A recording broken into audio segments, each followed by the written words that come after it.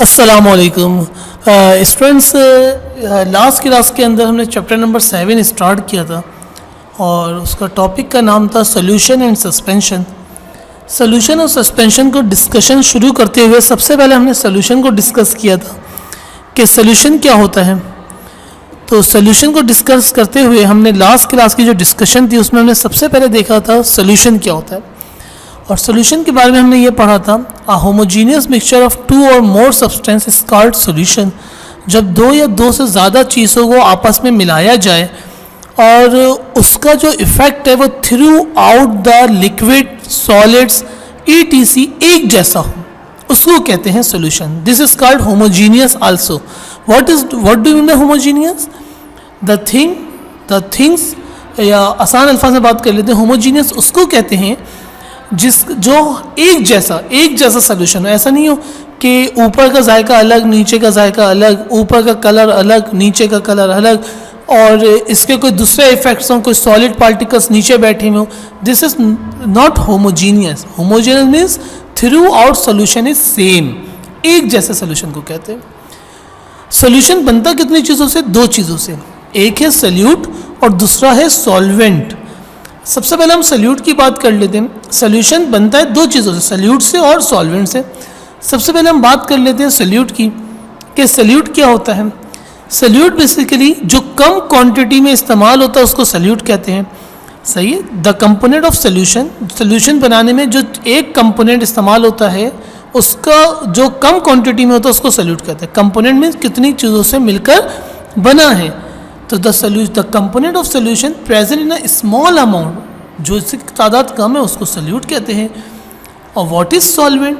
जो the component of solution present in a greater amount, ज़्यादा तादाद में मौजूद है, उसको क्या कहते हैं? सॉल्वेंट। आसान सी एग्जाम्पल ले लेते हैं। इसकी एग्जाम्पल की अगर हम बात करें तो जैसे वाटर H2O में मैं शुगर को डिज़ोल्व कर दूं तो शुगर की क्वांटिटी बहुत कम होती है और वाटर की क्वांटिटी बहुत ज़्यादा होती है। जो कम क्वांटिटी में वो सल्यूट मतलब शुगर, जो ज़्यादा क्वांटिटी में मसलन water, this is called solvent. आगे हम एग्जाम्पल और भी डिस्कस करेंगे। ये लास्ट लेक्चर था। आज के लेक्चर की जो हमारी शुरुआत है वो होती है एक्वस सोल्यूशन से। कि एक्वस सोल्यूशन क्या कहते हैं? जैसा कि नाम से जाहिर है कि एक्वा मीन्स, एक्वा क्या लिखा हुआ है? एक्वा कहते हैं वाटर को। एक्वा किसको कहते हैं? ये एक्वा मीन्स वाटर। आपने देखा ना एक्वा, आजकल बड़ी दुकानों के ऊपर लिखा हुआ होता है, जहाँ पे मिनरल वाटर मिलता है, जो वाटर के प्लांट्स लगे हुए हैं वहाँ पे एक्वा लिखा हुआ होता है।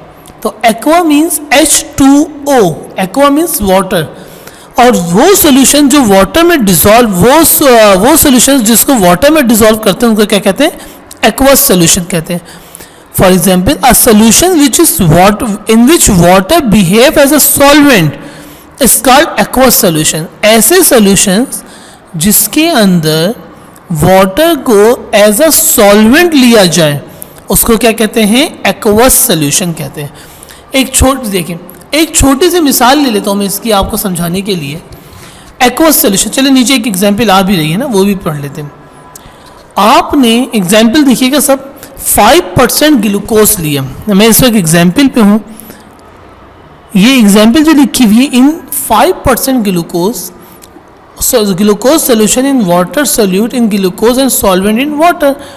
आसान बात ये है, 5% मीन्स कोई भी परसेंट का साइन जो यहाँ पर रिप्रेजेंट कर रहा है, इसका मतलब ये है कि कोई चीज़ 100% थी, उसमें 5% मैंने ये लिया ग्लूकोज। 5% मैंने क्या ले लिया? ग्लूकोज ले लिया।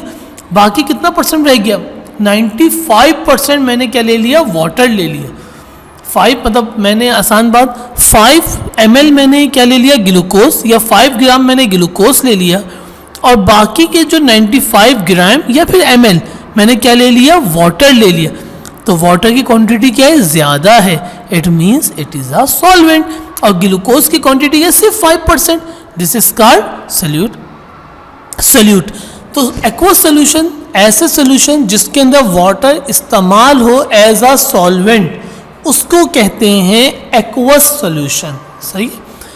आज की क्लास के अंदर हमें आपको सिर्फ एग्जाम्पल समझानी है और बतानी है कि एग्जाम्पल्स जो हैं इसकी क्या क्या हैं। सही है। एग्जाम्पल सल्यूट, सॉल्वेंट और उसकी एग्जाम्पल। मिसाल के तौर पे आप ये देख रहे हैं कि अब ज़रूरी नहीं कि हमेशा एक चीज़ सल्यूट जो वो सॉलिड हो और लिक्विड जो ज़्यादा क्वांटिटी है जो सॉल्वेंट है वो हमेशा वाटर ही हो। अब एक छोटी सी मिसाल ले लेते हैं। ये इस वक्त इस कमरे के अंदर जहाँ पे आप लोग बैठे हैं, बहुत एयर में बैठे हुए आप लोग, हवा है। इस हवा के अंदर अगर मैं बात करूँ एयर, तो एयर तो बहुत सी चीज़ों का मिक्सचर है। Air is a mixture of बहुत, हमें उसमें सिर्फ किस चीज़ की ज़रूरत है? ऑक्सीजन। तो अब पता ये चला जो सोल्यूशन जो कहलाएगा, जो ज़्यादा क्वांटिटी में है उसमें एयर, ऑक्सीजन क्या होगा और एयर के जो कंपोनेंट है वो क्या होंगे। अब पता चला हमें सिर्फ ऑक्सीजन चाहिए, तो ऑक्सीजन की क्वांटिटी क्या है? कम, तो वो क्या हो जाएगा? Solute. Oxygen is a gas. और बाकी भी सारी क्या? नाइट्रोजन, सल्फर, कार्बन, ये सब क्या हैं? गैसेस हैं। सही है। तो ये जो गैसेस हैं वो क्या हैं? दूसरी है, तो वो क्या हो जाएंगी? सॉल्वेंट। तो सल्यूट की क्वांटिटी सिर्फ 21% है, बाकी 21 के अलावा जितने 78-79% जो है वो क्या मौजूद है? दूसरी चीज़ें मौजूद हैं। दिस इज़ योर, इसको क्या कहेंगे? ये आपका सल्यूट और सॉल्वेंट का डिफ्रेंशिएट है। दूसरी एग्जाम्पल है गैस एंड लिक्विड। ऐसी एग्जाम्पल बताएं जिसके अंदर सल्यूट जो गैस हो और सॉल्वेंट जो लिक्विड हो। बड़ी अच्छी एग्जाम्पल लिखी हुई है सामने आपके। तो क्या लिखते हैं? कार्बोनेटेड सॉफ्ट ड्रिंक, मतलब पेप्सी, 7 अप, ETC, ये जो ड्रिंक्स आती हैं। अगर हम इसको मुशाहिदा करें, इसको देखें, तो हमें पता ये चलता है कि जो पेप्सी है बज़ाहिर वो लिक्विड नज़र आ रहा है अंदर, लेकिन जैसे ही हम पेप्सी की बोतल ओपन करते हैं एकदम से गैस निकलती है। भाई इवन हमें महसूस होती है कि इसके अंदर गैस भरी हुई थी। It means the solution is made up of 2 things, liquid as well as a gas. Gas को लिक्विड के अंदर क्या किया हुआ होता है? पर्च कर दिया जाता है, डाल दिया जाता है। सही है। तो जितनी भी पेप्सी की बोतलें और 7 अप की बोतलें और दूसरी जो फांटा है, मरिंडा है, कोका कोला, ये सारी बोतलों के अंदर गैसेस होती हैं और उसके साथ साथ क्या होता है? लिक्विड। तो लिक्विड की क्वांटिटी आप देखिए कितनी ज़्यादा नज़र आ रही है। तो जो ज़्यादा क्वांटिटी है वो क्या है हमारे पास? सॉल्वेंट। और जो गैस की क्वांटिटी है वो बहुत ही कम है, ना होने के बराबर है, वो क्या हमारे पास? सॉल्यूट है।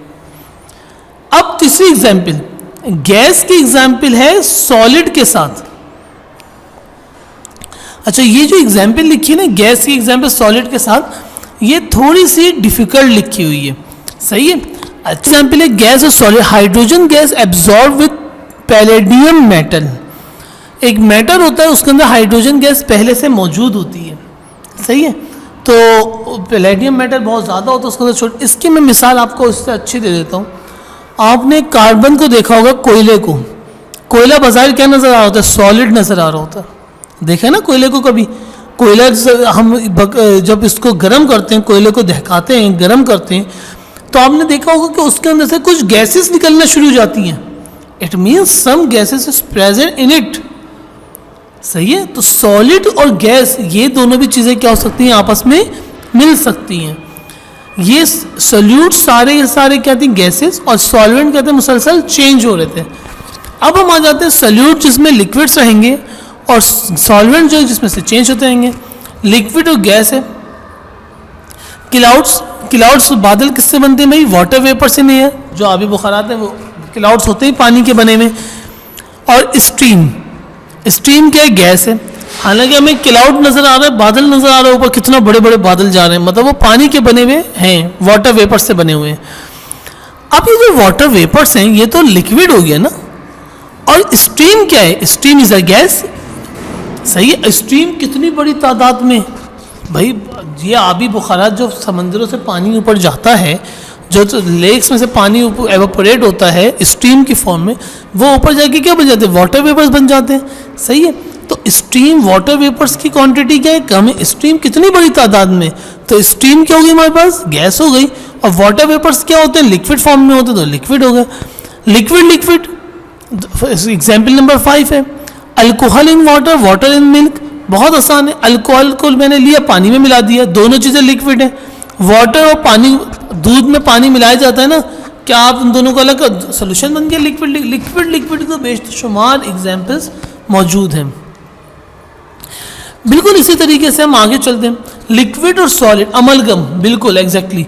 आप लोगों के घर में मरकरी होगा, मरकरी कभी देखा मरकरी आपने?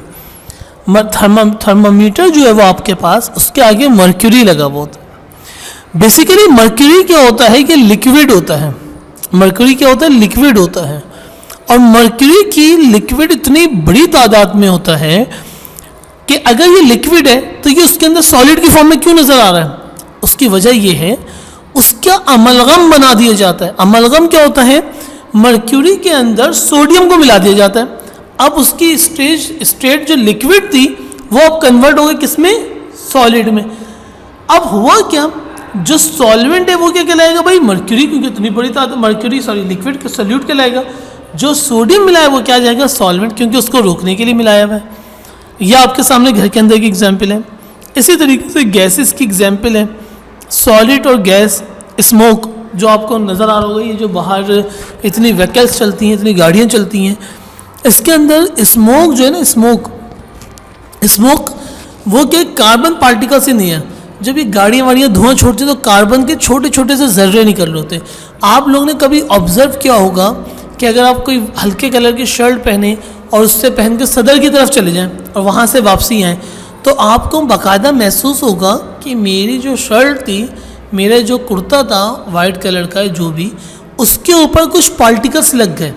वो अब वैसे शाइनिंग में नहीं रहा, बल्कि ये गंदा हो गया। क्या कुछ पार्टिकल्स एयर में ऐसे थे जो लग गए, वो बेसिकली कार्बन पार्टिकल्स होते हैं। And it is very hazardous of our health. हमारी हेल्थ पर्पस के लिए क्या है, वो बहुत ज़्यादा ख़तरनाक होते हैं वो। सही है। तो सॉलिड क्या है भाई? कार्बन। अब एयर, कितनों बड़ी एयर, सही है, एयर जो पूरी आपके सामने, उसमें कार्बन के पार्टिकल्स कम क्वांटिटी में, तो कार्बन के पार्टिकल्स क्या हो गए? सोल्यूट हो गए। एयर जो है, गैस जो है, वो सॉल्वेंट हो गए। फिर सॉलिड और लिक्विड, शुगर इन वाटर, ये मिसाल मैं आपको दे चुका हूँ। Solid and solid alloys such as brass, bronze, steel. सही है। आपने देखा होगा स्टेनलेस स्टील बनता हुआ, आपने देखा स्टेनलेस स्टील। ये जो स्टेनलेस स्टील होता है, ये कैसे बनता है? बहुत आसान तरीका है। स्टेनलेस स्टील का कोई भी फार्मूला पीरियोडिक टेबल में नहीं लिखा हुआ। Stainless steel basically it is a mixture of 2 or more metals, सही है, लाइक निकल, क्रोमियम, प्लेटिनियम। ये इन अच्छे जो बहुत अच्छे मेटल्स होते हैं, इनको एक ख़ास मिकदार में आपस में मिलाया जाता है लोहे में, जिसकी वजह से आयरन में, लोहा कहते हैं आयरन को, जिसकी वजह से बहुत मजबूत हो जाता है वो, वाटर रेजिस्टेंस आ जाती है उसके अंदर। सही है। तो सॉलिड के अंदर सॉलिड मिला दिया जाए, जैसे लिखा हुआ है bronze steel such as brass. Brass basically हमारे पीरियोडिक टेबल का हिस्सा नहीं है, लेकिन ब्रास एक मटेरियल है जिसको 2-3 कॉपर को, सिल्वर को, इन चीज़ों को मिला के बनाया जाता है ब्रास। बिल्कुल इसी तरीके से हम भी इस बात को मद्देनज़र रखेंगे कि जब हम स्टेनलेस स्टील बनाते हैं तो आयरन की बहुत बड़ी क्वांटिटी ली जाती है, थोड़ा सा निकल, थोड़ा सा सिल्वर, थोड़ा सा क्रोमियम, ये मिलाया जाता है, जिसकी वजह से उसकी सरफेस शाइनिंग में आ जाती है और बहुत हार्ड हो जाता है। तो आयरन भी सॉलिड था, कॉपर भी सॉलिड है, निकल भी सॉलिड, तो सॉलिड सोल्यूट भी सॉल्वेंट और लिक्विड भी सॉल्वेंट। तो स्टूडेंट्स, आज का लेक्चर मेरे एग्जाम्पल्स में मैं ख़त्म कर रहा हूँ। कल से दरअसल अभी मैंने अपने लेक्चर्स की लेंथ थोड़ी सी छोटी और बहुत आसान पढ़ाना शुरू किया है, जिसकी वजह ये कि थोड़ा सा आपको सुनने की आदत हो। इंशाल्लाह कल का लेक्चर भरपूर होगा, नेक्स्ट क्लास का लेक्चर, और उसके अंदर हम डिस्कस करेंगे सैचुरेटेड सोल्यूशन, अनसैचुरेटेड सोल्यूशन और सुपर सैचुरेटेड सोल्यूशन को। तो लिहाजा आप लोग मेरे साथ कोऑपरेट करें और मुसलसल मेरी वीडियोस को सुनते जाएं और इसको लिखते भी जाएं, नोट्स बनाते जाएं, और नोट्स में से भी इसको देखें। असल चीज़, अगर आपके पास नोट्स तो हैं, हम भी बैठ जाएंगे, आपके पास नोट्स हैं, असल है कॉन्सेप्ट को बनाना, मेंटली तौर पे आपको ग्रो करना। अगर आपको हमने समझाएंगे नहीं तो आपका मेंटल ग्रो नहीं होगा। मिसाल के तौर पे ये बड़े टॉपिक समझने का बहुत अंडरस्टैंडिंग टॉपिक्स हैं ये, कि सोल्यूट क्या और सॉल्वेंट क्या है। तो लिहाजा हम आपको समझाना चाहते हैं, कुछ बातें बताना चाहते हैं जो प्रैक्टिकल लाइफ के, प्रैक्टिकल अप्रोच के करीब है। सही है। तो इसको आप अपने रजिस्टर पे राइट डाउन भी कर लें और इसको जो याद भी करें। सही है। अस्सलामु अलैकुम वरहमतुल्लाहि वबरकातुहू।